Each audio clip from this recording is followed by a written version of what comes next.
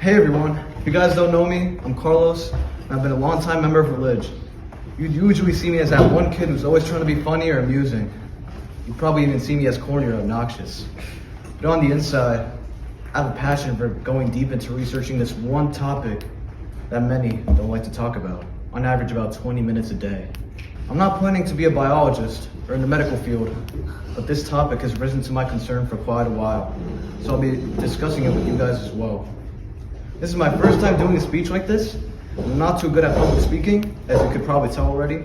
Like 75% of humans, also known as glossophobia. But I hope to get everyone here engaged and touch some hearts. And P.S. I did not ChatGPT this, as most people my age would.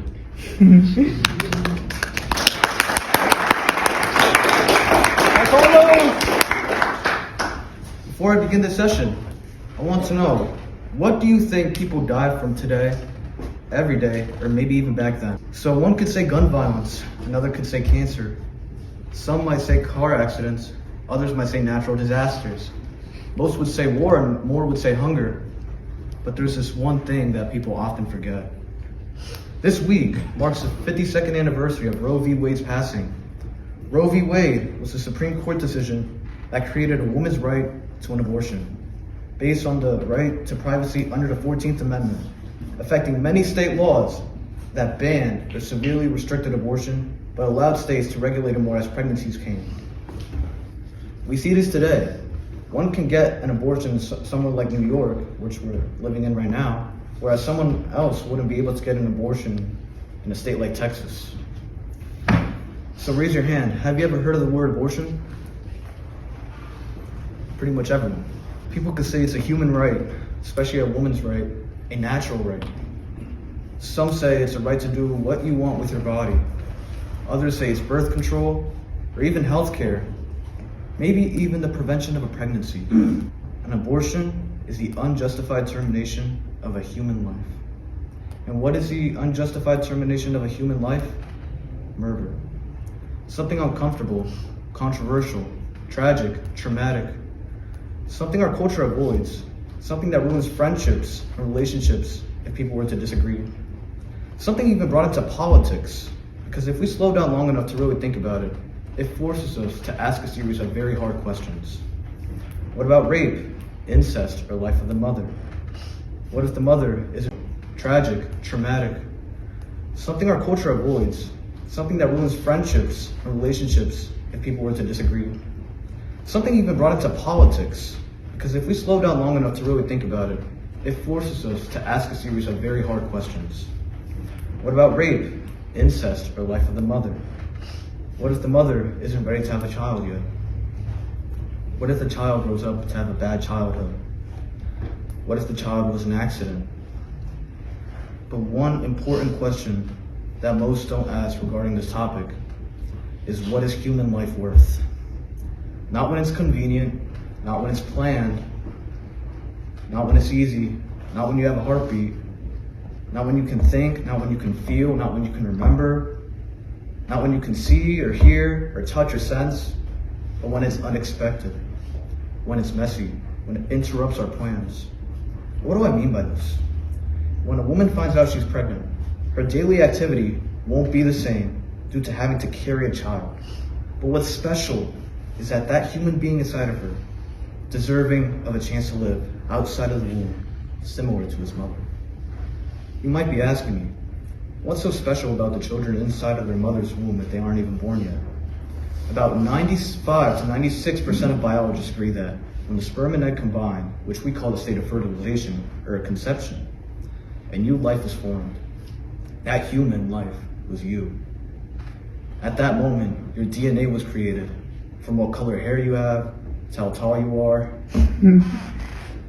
What's even more special is that your soul was created by God in your mother's womb, including your desires, emotions, personalities, and passions.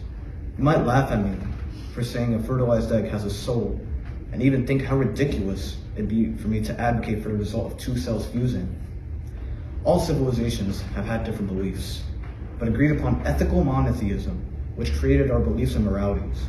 It articulates that every human being is worth more than matter and worth more than a clump of cells. Children are not just copies of half their mom, half their dad. Here, a new individual who has never existed in the past and will not exist in the future has formed. Nobody has ever managed to replicate human life outside of the womb. All of these things are what make us unique, alive, and a cherishable human being, distinct from our mother and our father. Jeremiah 1 verse 5. Before I formed you in the womb, I knew you. Before you were born, I set you apart. I appointed you as a prophet to the nations. Psalm 139 verse 13. For you created my inmost being. You knit me together in my mother's womb.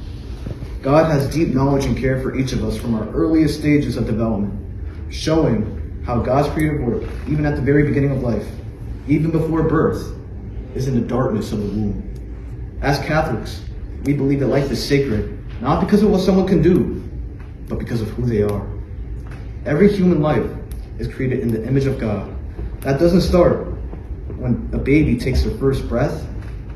It starts the moment life begins, when God already knows her name. In our world today, abortion is often talked about casually, like it's another option, another procedure, another choice, another treatment. But what's rarely ever talked about is the reality behind it. A real human life is ended. A life that never got to laugh, to speak, to be held, to be loved, to say 6'7", or to play this game of life. That's not just heartbreaking, it's true. But most importantly, imagine how a world would be with them instead of without them. Now you might be asking, well, Carlos, you're not a woman. How can you have an opinion on abortion? To that I say, that'd be like saying I can't have an opinion on the Holocaust because I'm not Jewish, or slavery during the 1800s because I'm not African American. It sounds very ridiculous and confusing to bring these horrific events up. But what I'm trying to say is that just because a certain conflict or circumstance doesn't apply to me does not strictly mean I can't have an opinion on it. Flashback. I remember getting into this exchange with one girl at my school who lashed out on me, said she claimed her rights to an abortion were lost. And I said abortion is wrong. Comments like, you don't get to say what I do with my body, you freak. Or, what if your daughter was raped? Would you want to force her to give birth, you monster? Even bringing up my religious beliefs, saying, I don't give a flying F about your religion. I lived that day in utter shame, thinking about how bad of a person I was. Who was I to have a say in a woman's reproductive choice? That wasn't until I witnessed what an abortion looks like. And of course, I wouldn't be able to show what they look like due to the obscenity, but I encourage everyone here to see and know what I'm advocating against. We have abortionists breaking babies' backs, crushing their heads, removing all their limbs, sucking babies out of utero with suction machines, all while the baby tries its best to fight for its life. Now, of course, not all abortions are like this. Some are done with the abortion pill, but let's not act like starving a child from its nutrients to death is any better than mutilating it. Know that this could have been you. Every day I live in fear that I could have been one of those children slaughtered in the womb, not getting to experience the life God set for me. But you know what God did? God gave us the blessing of being born to the best mothers we could ask for, who decided to give birth to us, regardless of what conditions they might have undergone.